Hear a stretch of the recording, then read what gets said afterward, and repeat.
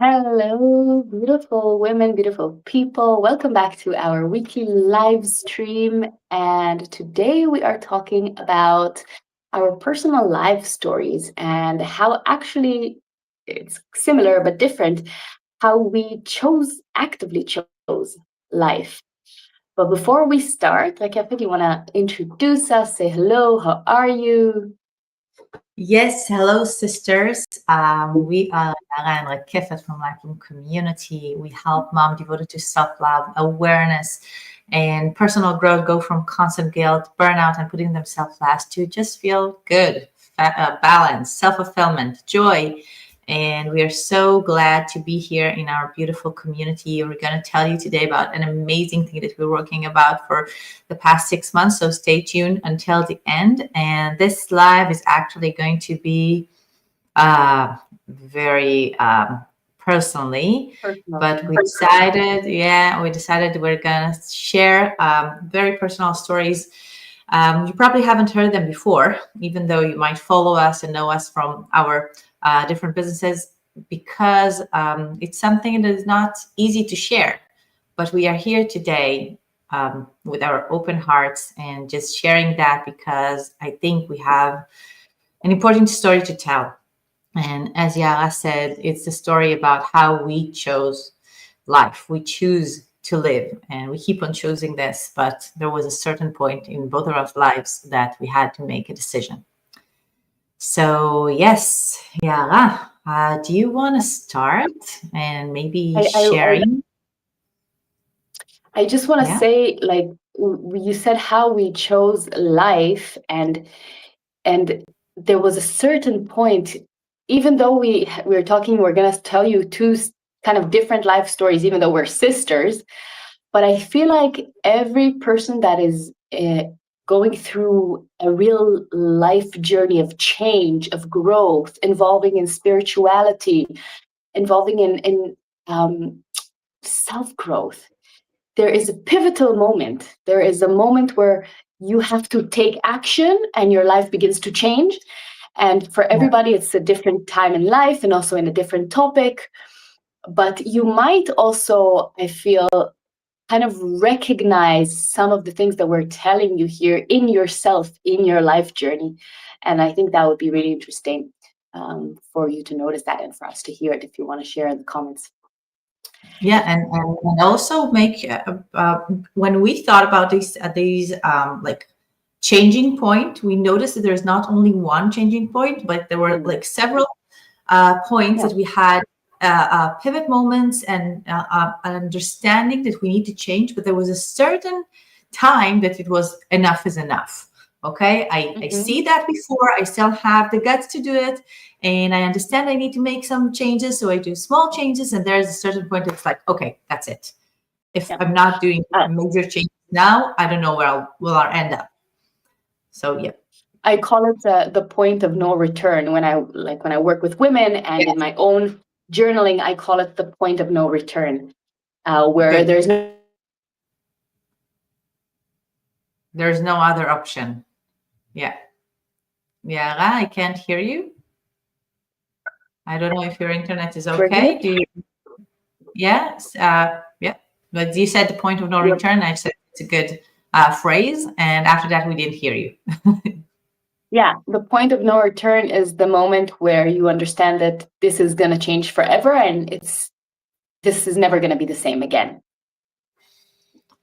Yes. Okay. So maybe let's start by you telling your story, sharing your moment of like the changing moments, and then we'll talk more about it. Like, what was the conclusions and the changes that you decided to choose? So So, I think we need to like give a bit of a background. Like let's set the ground for a moment. We're yeah. sisters, but we are actually a part of four sisters, where we are the youngest. And And being we the also had youngest this was time different years between apart from our older sisters. Like Yaara and the yeah, biggest one have 17 years between them. So yeah, it's a big gap. very, very, a very large gap. And being the youngest too, so Rakefet is the older than me, but we are the bottom, the low, I'm the the third and she's ones the that are. fourth. Yes, she's third and I'm fourth. Um, I think it also had like, we also kind of lived and embodied that role of being Little sisters. the youngest, right? Like we also, I think it's the way that people in the family also always treated us and looked at us, but we accepted that on ourselves. We are the youngest. The youngest are always the ones that you need to take care of most. They are like, they're always kind of the last to grow, of course. And it had a lot of weight in our personal growth separately and together, being the youngest.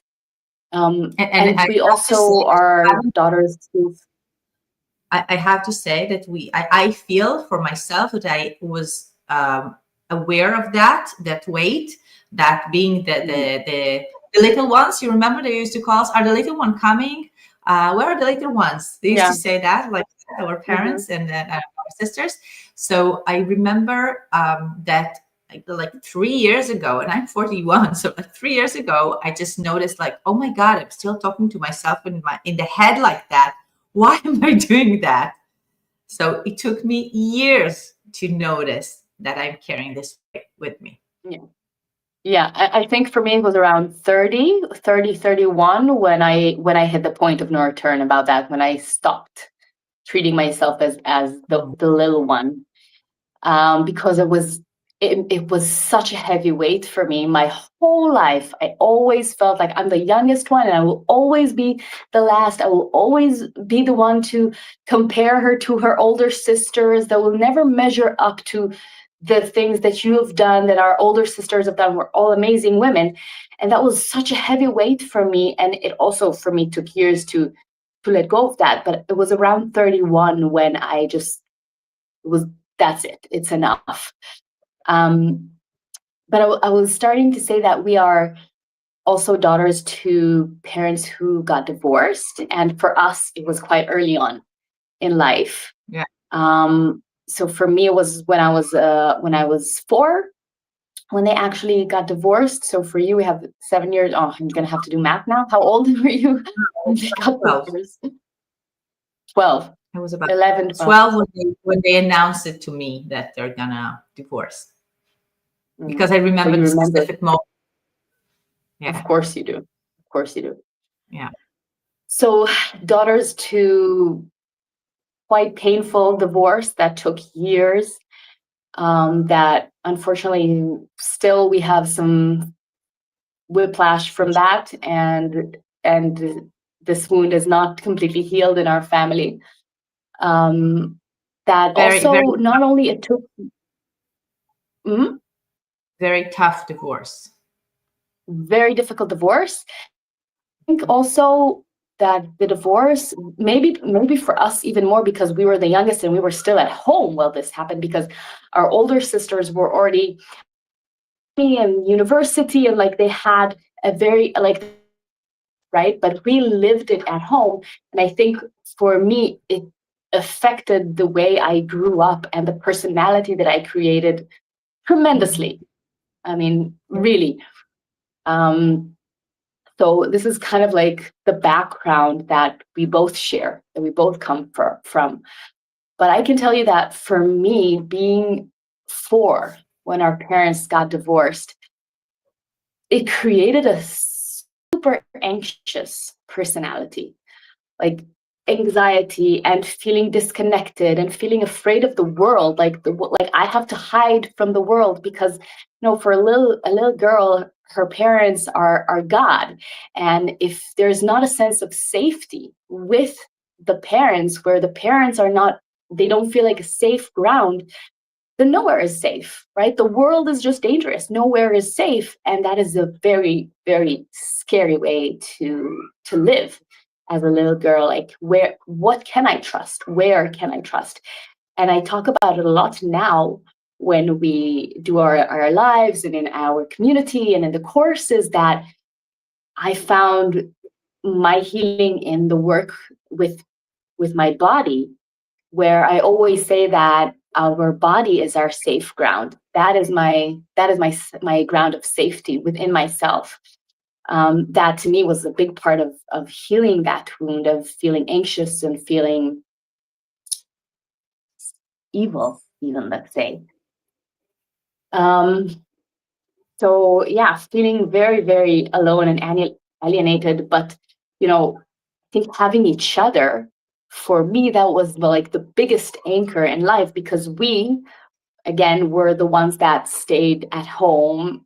We were still young, so we were still living at home, and we became very close. We would spend every afternoon together, coming back from school, making lunch together, just sitting, watching TV, sitting in your room, sitting in my room, whatever.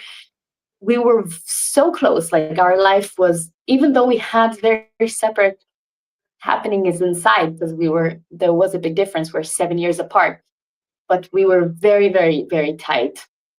And I think that's why, like, also when our parents talked about us, it was always like a bundle. Like, we go together everywhere. Yeah. We go together. And we also moved quite far away from where we lived, and we moved to the north. We used to live in the center of Israel, and moving so far also got us far away from our friends, and also like the things that we were used to, because I was a teenage already, so I was kind of used to live in the city, and now I live in the village. So there was a lot of changes there that affect our life, and this is one of the things that also made us so close. Like these changes of who am I? Am I a city person? Yeah. I'm a village person? Where are all my friends? So we Yeah. became like friends for one another. Yeah, definitely.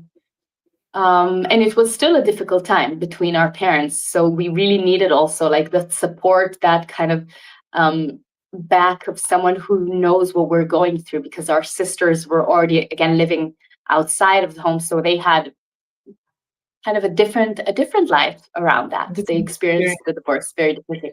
I'm sure it was very difficult for them as well, but it was a different story. And so we lived up north. We lived away from also our sisters, which were in the center at that time. And then I was around 12 when we moved back to the center. And you were already, like, if in a stage where you were going to the army, and you started like going outside of, leaving the house gradually. We'll talk about that in a bit. And then there was also a pivotal moment for you, and you decided to leave Israel, to go to Israel. England. Right? I'm touching your story because we're connected. What can we do? Yeah, it's okay. And at that point, because like we just said, you were my safety. You were like my best friend. You were everything to me in that moment. That anxiety that I had in me was just overwhelming again. And I became anorectic. And it was during that time that she moved to England, and I stayed alone with my mother and her then husband. And to be honest, I just couldn't be there. I just couldn't take it. I couldn't be there, and I had to find a solution. And my inner world just said, you know what? We're just going to find a way. And the way that I found was to be anorexic. Somehow, with, I know, and I trust, and I believe that the guidance that I had from above was that I would go through that to create this life change. But of course, it went through a lot of pain. And so I became anorexic, and we talked about it also a bit in the Zoom where we did about how to love your body no matter what. Yeah. And so at 14, what? Go and watch that live after this one. Yeah. By the way, now I just said so at 14, and at the same time I looked at the clock of the time that we're alive, and it said 14:14. So at age 14, I decided to submit myself to the hospital.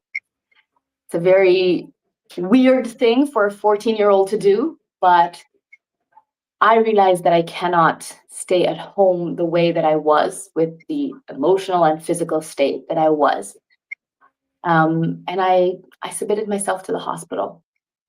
And of course, there was so much happening there, including therapy with my mother, and like therapy around food, around body image, all of these things.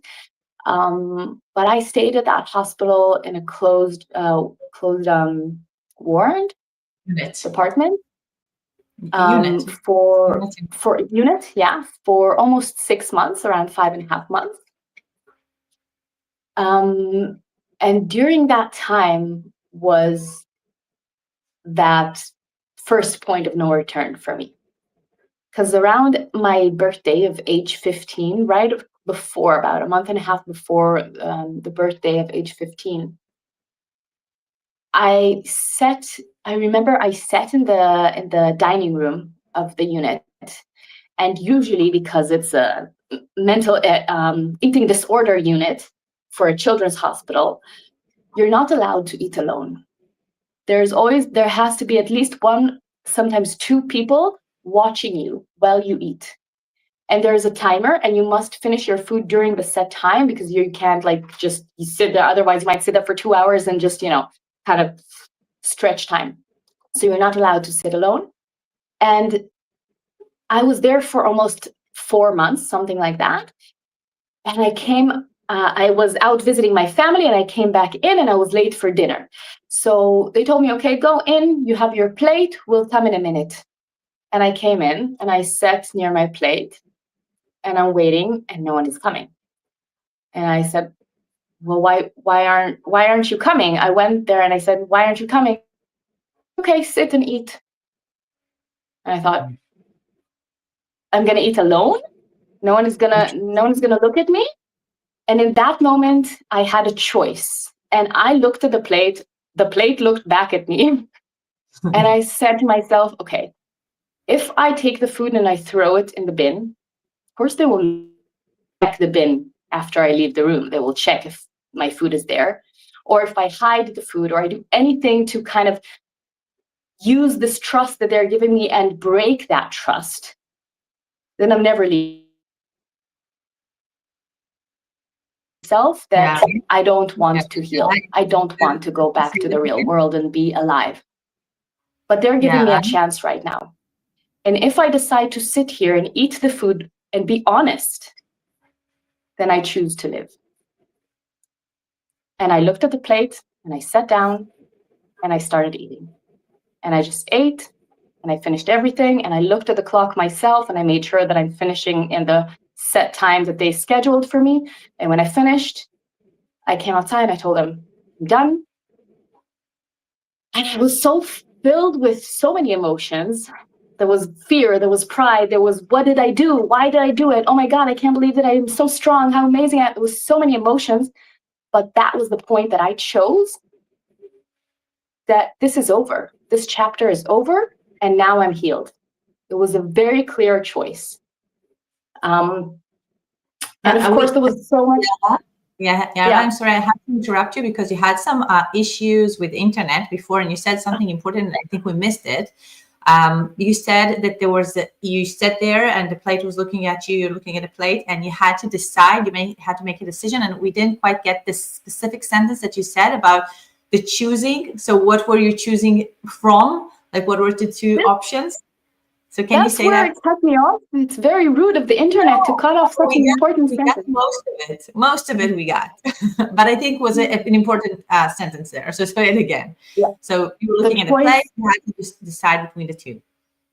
The choice was either to take this opportunity that they chose to tell me, we trust you, and to show them that I am trustworthy and I'm choosing to be here for myself. Or I'm telling them, you know what, you can't trust me. You still need to keep an eye on me, and I'm not doing this for myself. So it was either I'm taking responsibility and I choose to live, or I tell them, I don't want to live. I'm not doing this. You have to be like the one that's choosing to live for me. I think that there's so much more that I can say about that, but I want to be conscious of the time, and I want to give you the time to talk. So I'm just going to say for two closing sentences about about that. Of course, there were so many moments of change and growth after that, but that at 15 was like a pivotal moment for me where my life took a completely different form. And for me, that's when I became a healer, because I chose to heal myself in that moment. And I was very conscious of that decision. And there was a lot of inner work before that, after that. But that was like where I chose life for the first time. Now it's one of the biggest moments in my life. I think what you just said is like, you decided to take responsibility. And I'm going to share my story too. And I feel that this is exactly the point of like the changing point for me is like, I had enough. I have to take the control to my hand. So I think this is the main thing here. Like the changing was I have to take responsibility, not the blame. I'm not blaming myself, but I want to be responsible because I understand that I'm responsible to what is going on and to the results as well and how I'm going to feel about it. So like when you said I'm looking at a plate and I have a choice to make because they are trusting me. I can fool them. Okay, they will know, but it doesn't matter. I can still fool them and kind of win that I don't need to eat that. Or I can say to myself, who am I fooling? Am I fooling myself? Is this how I want to keep on living my life? Or do I take responsibility now and I decide to change this thing, this game that I now in? Okay, I'm saying the game, obviously I don't mean it as something foolish. Like this is my life right now. Am I taking responsibility over my life and deciding something different? And I think this is the main topic here. And Yaara, again, your internet is not so good. So fix that while I'll go and share my story. Hopefully you hear me. Let's just make sure that you do. Where are you? I do Okay. hear you. Okay, you do hear me. That's great. Okay, but your picture is stuck. So just know that. If you want to fix that while I'm going to share the story, my story. Oh, here I see you again. Hello. Okay, so I'm gonna smile. So if I get stuck, it's with a smile. you better smile all the time. You don't have any other choice. Okay, so I want to start, like you said, you gave them the background story. I think one of the important things that really affected my life, and which also I will explain in a minute, is I used to see both of our parents as very, very strong people. Like I used to think our dad as Superman. I thought like he can do everything. I thought he's physically strong because he's also tall and he was working a lot with his hands and building things. So I was sure that he's like Superman. He can solve everything. He can do whatever he wants. He can save everyone, and physical strong as well, and obviously mental strong. And when they got divorced, one of the first thing that happened that I saw him collapsing. I saw that very strong, powerful person that I admire and that give me safety, makes me feel stability. All of a sudden, I saw him collapsing. I saw him crying. I saw a lot of things that I didn't expect seeing, and I didn't know how to. What am I supposed to feel about it, and how to even take it in or not? Like I didn't know what to do with that, and it really affected a lot in my life. I can say that up until now, I find that coming up into my mind, saying, "Okay, because I saw him breaking, so that's why you expect now people to break." And there was a lot of anger on our mom because of the things that they've gone through in the divorce, because she was still strong and he was collapsing. So I kind of saw the difference between them, and I was very, very angry at our mom, up to a certain point that I had to come and say, and this was part of my healing process, that I felt that I truly hate her. And I said to myself, I don't want to hate my mom. And I was about 20. I think it was when I came back from England. And in England, our relationship was better because I was so far away. Mom and I connected again. And I came back and I said to her, I have to tell you that for like 3 or 4 years, I truly hated you. I don't anymore. I love you now, but I have to share this with you because I need to clear my conscience. And we just sat down, we talked about it, and we cried. And I felt like I'm cleaning so much out of my heart, just telling her that and telling her, I really want to love you. I choose to love you. And I want to open a clean page. So I had to say that. I have to say that I'm not holding anything in me. And I do love you. And just by saying that also, although I thought she will feel really hurt, and she was at the beginning, but she said, okay, you do love me now. So I'm willing to hear that. So it was also a very important decision for me to make in my healing process, like to be honest about my feelings and not try to hide them, because I want to spare other people's feelings, because I understood that as long as I hold it within me, I don't really forgive her. So I had to say all the things that I had. And one of the things that kind of, I think all my life, my friends used to laugh at me and say that the things that happen in my life are like a movie, and they don't happen to normal people.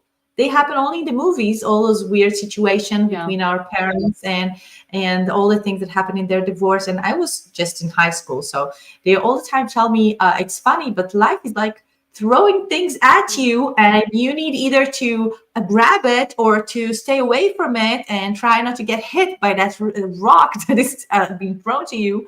And they used to tell me, like, God doesn't like you, right? I mean, keeps throwing these stones at you. And that was in high school. This is how I felt. I felt like I need to either take it in, like hold it, or I need to kind of stay away from those rockets being sent to me from God, because he truly doesn't like me if you keep on sending them. And I remember saying that to my friends all the time. They were laughing at it. It was like a joke, but I took it in. I mean, like, okay, be aware. Life have a lot more to throw at you, so you don't know what is coming next. And it was really difficult to live in this like emotions with me. Like, you need to be aware. Okay, bad things are coming. Like, you know, the saying in what's the name of this movie?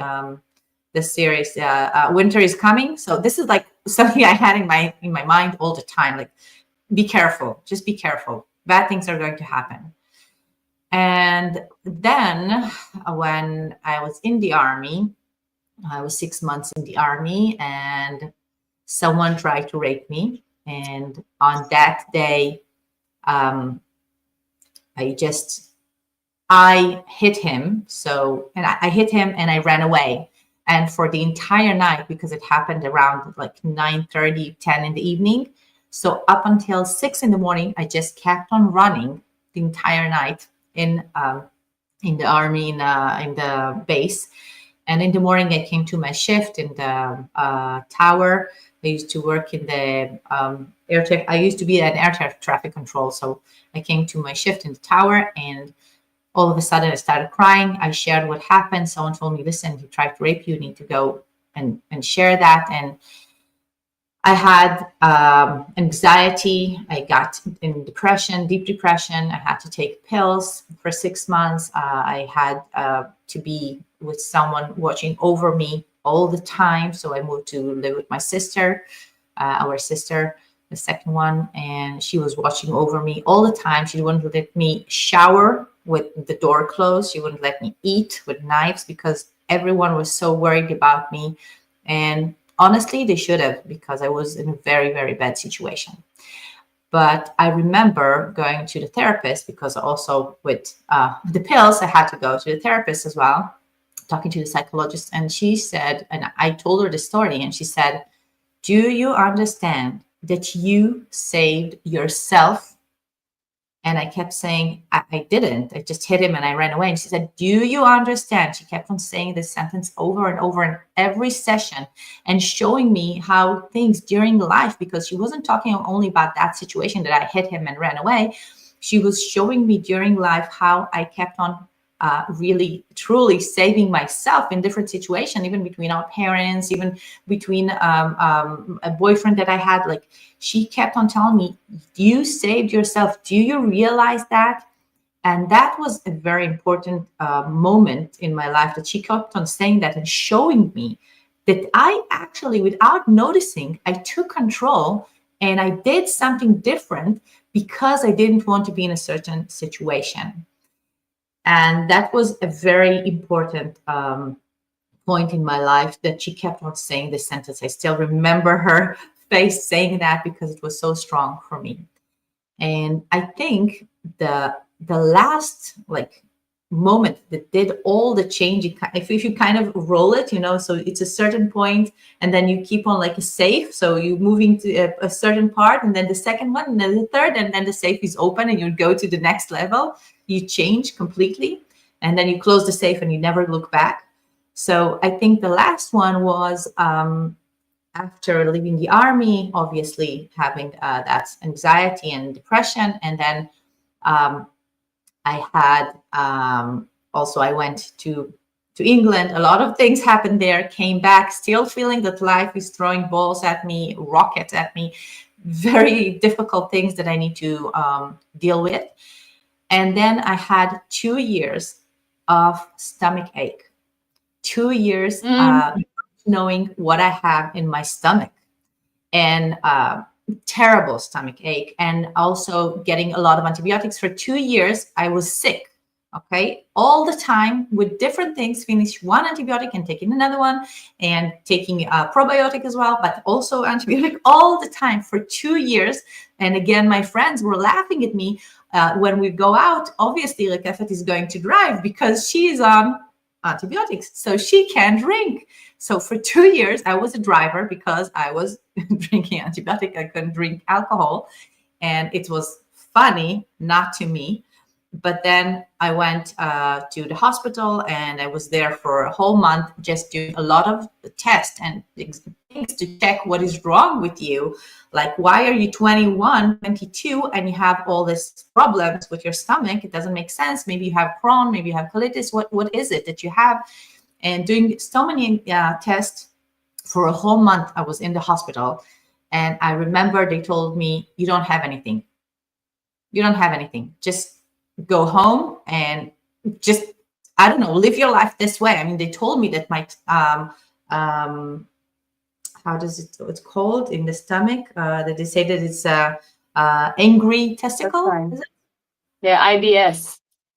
Yes. Irritable bowel syndrome. Irritable bowel, yes. So in Hebrew, when you say it in Hebrew, it's called like it's an angry bowel. Yeah, angry. And I noticed that it's not angry at anyone because I'm not upset. It's just that it's very sensitive. And then I had, like, I remember coming back home from the hospital and telling myself, you've been there for an entire month. You've been through terrible tests. You drank some terrible things in order to do those tests, and a lot of, blood tests, and you're all needles in your hands, and you don't have anything. Okay, so they couldn't find anything, so you need to find the solution. And that was the moment that I said to myself, I have to take control. I don't want anyone else telling me what I have, what I don't have, what I need to do, what I don't need to do, keep on throwing the balls at me. I don't want that anymore. I'm going to take control of my life. I don't want to be a victim of life anymore, because looking at back, seeing all the things that I've gone through, it was like, it was a movie. Okay. Someone wrote that terrible script and I was the actress in it. I don't know why. I didn't want that. I didn't feel like I chose that, but I did. I understand that now, but I didn't want to be the actress in this movie anymore. I wanted a new script, and I wanted to start writing my own. So at that moment, like coming out of the hospital, sitting with myself in the living room, and mom, and I tell mom, like, my stomach hurt, and she tell me, yeah, but you don't have anything. So just grab yourself and go and help me with the dishes. And I was like, oh my God, she think I don't have anything. And they say I don't have anything. So what is it? What is going on in me? And I know now that it was really that my sensitive bowel was just feeling all those emotions locked in me, that I didn't know what to do with them. So I was very, everything that I ate and every emotion that was locked in me just went there and was stuck. And I had to let go of these emotions, and I had to cry and to scream and to write down and to go to nature and to be alone and to be with friends and to dance and to do all kind of healing things and process in order to learn how my body reacts and what. And still until now I notice that when my stomach is not calm, I say, okay, something's going on in my emotions. This is the connection to the body that you talked about. And I notice, and this is something that Yaara and I, because we have gone through life together and we were so close when we were young, and still, we kind of changed the way we looked at life to all the time observe life, like to be aware of what's going on inside of us and how things outside of us affect us. And I think this is the moment when we started doing that. And we started doing that by sharing one another and reflection. And when we started doing that, I think we took back the control to our hand, because we stopped saying like, I feel stomach ache, I don't know what to do with it, I'm going to take a pill, someone give me antibiotic, I will go and do some checkups. And instead of saying, okay, my stomach is hurting now because I feel that, because I'm dealing with that. And this is the moment that I actually kind of, the lock was open, and I said, okay, the safe is now open. I can change it. I can change it. I don't need to feel that anymore. Yeah. I think that it's more than we just, because I mean, a lot of the things I talked about, the anorexia, but many of the things that we talked about being sick for 2 years, which, happened to me multiple times in life, also with the stomach after the army, and then also with PTSD a little bit older. So there were so many times in life where we had to take things into our own hands, to take the responsibility of healing ourselves. And I think that we actually created a new life and a new way of living, for ourselves, by ourselves. We came out of that circle of pain. You came out of that script that someone wrote for you. I came out of that being small and always sick, because I always thought of myself as the sick one. I came out of that. And so we completely wrote ourselves. We completely, can you say that again? Yeah, we completely wrote a new story. Yes. We completely wrote a new story for ourselves. And I think that this is one of the things, or this is exactly like the path that we've created in LifeBloom, and the life principles that we've learned that we live by now. Like that's, I think, something that's very unique, huh? Yes. This is the life principles that we live by for, I think, over 20 years now. And we do them every day. It's something that this is who we are. And talking to people around me, sharing like the thoughts and the things that we talked about, people tell me, wow, this is a perspective I never noticed, I never heard about. So share more about it. And this is exactly why we created LifeBloom. And I think because you and I are so different, because you are more connected to your body, to your emotions, and I am more head-minded, like thinking about doing the list that I need to do, the to-do list, and very like, okay, putting the emotion aside. Okay, focus. You need to do that. 1, 2, 3. When you finish that, you can feel. And you're not like that at all. So all the time we reflect for one another at the other side. And sometimes I ask you something and then you tell me like the solution. Then you say at the end, like, that if I would have asked you that, you would say exactly the same. Like, those things. And I'm like, yeah, I know, but I couldn't tell them to myself right now. So really having one another, having the community, having a strong women like me, and knowing that she's connected to the same principles and she is here for me. I mean you, but also the community that we are creating now as of women that want self-growth and are here to do the work and not to blame and taking responsibility. And I will say that again, taking responsibility is not blaming myself. Okay, it's important because I No. don't blame others, but I'm not blaming myself either. I'm looking at the decisions that I made, the choices that I made, and Mhm. saying, okay, they have led me here. How am I going to choose differently next time? Why? Why did I choose that? What was going in me at that moment? And this is exactly the vision that we have when we created a LifeBloom community. No. And I think it's time we will share with Wait, you, the people. wait. Not I yet. just want Oh, to add. I want to add another piece of layer here, because I think another thing that is really unique about our perspective and the things that we bring in Life Bloom and in our community is that we see life as a whole. We're not here to like fix one area of life and let me help you with your relationship, let me help you with your body.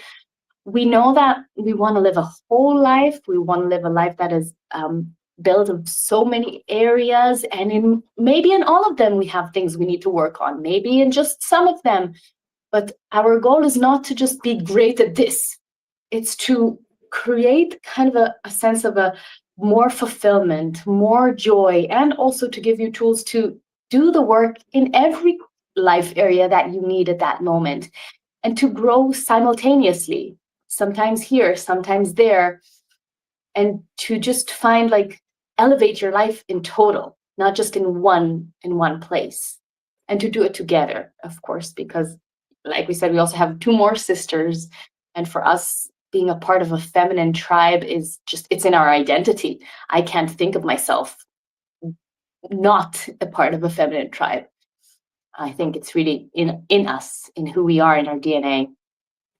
definitely, definitely. And you said it very important what you just said about like having different area in our life. I just think about when I just became, when I opened my business, my first business 15 years ago, I became independent and I took a course there. And it was a year course and I put all in, and then I got a baby, Taylor was born, and all of a sudden I didn't know what to do with all Yeah. the things I used to do until now. How am I going to juggle between the two? And I had like to put the business aside for a certain time, and it just came with so much guilt. And then obviously what I know now, I didn't know then, and I didn't practice then every day. And luckily we have one another to share and also to advise, and also just to give a hug and say, you got it, I'm here for you. So yeah, Yeah. this is what Lifelong Community is all about, to be there for one another Mhm. and strong feminine energy holding one another Mhm. too. Yeah, Now you so can share. you want me to share? Okay, I'm going to Yeah. share. All right. So we are super excited to share that because pretty soon, it's actually going to be next week, we're going to launch our Blooming membership. And it's going to be, this is the first time if you hear that video and it's like years past. So just know this is, we're sharing now Here. for the first time our founding member launch, but you might hear it in a different time. So we are so excited because we're going to launch our membership, Blooming membership. And in our Blooming membership, you're going to get, first of all, a sharing circle, because we know how A important woman's it is. circle. It's only for women, sorry, meant for moms, for working women, and that are, as we said, self-devoted, devoted to self-growth and knowing that they can grow more, and they want that and they believe in themselves, but they need the guidance, and also they need walking together hand to hand, because our community is not just courses you're going to learn to, you're going to get the principles, you're going to know how to practice them, but it's really about sharing and be there for one another and being able to feel at home, that you can say everything that you want and it's okay, there's someone there to support, to listen, and to help you with the guidance. Yaara, do you want to add anything that I forgot maybe? No, we'd be happy to see you there. You're Yes, so super welcome and invited. yes, we're launching next week, less than a week actually. And if you want to be in our founding member launch, part of our founding member, because you're gonna have a lot of effect on how this membership was gonna look, because we're gonna ask you things and we want to hear what you have to offer, what are the things that are gonna help you. So we might even change, the thoughts of what we have, what we are planning to see that it's something that really works. And because we are all for the results, we're not interested in just like teaching. We don't want you just to go to do a course. We want you to live it every day. So if you're interested in the launch, so you can just leave your name here and we will send you here in the comments, and we will send you the link the minute that the launch will be open. And if you're seeing it years later and you're interested in joining in the next launch, whenever it is, also leave your name and we will contact you, of course. Yeah, and you can join the waiting list for the next membership. Yeah, of course. Yeah, we'll. Mm-hmm. Yes. Sure. Wow, Yaara, we shared so much. Thank you for the open heart, and thank you for being my sister and walking this path with me. It's not obvious. I can't imagine without you, doing it without you in any way, shape, or form. I don't know who I would be, really. Yeah, I know. But now I'm going to try. So, and I truly love you, You're sis. gonna say, Yeah. me too. I love you. Okay. We'll see you soon in the launch, and we will be happy to see you there. Bye. And see you here next week for our next weekly live. Yes.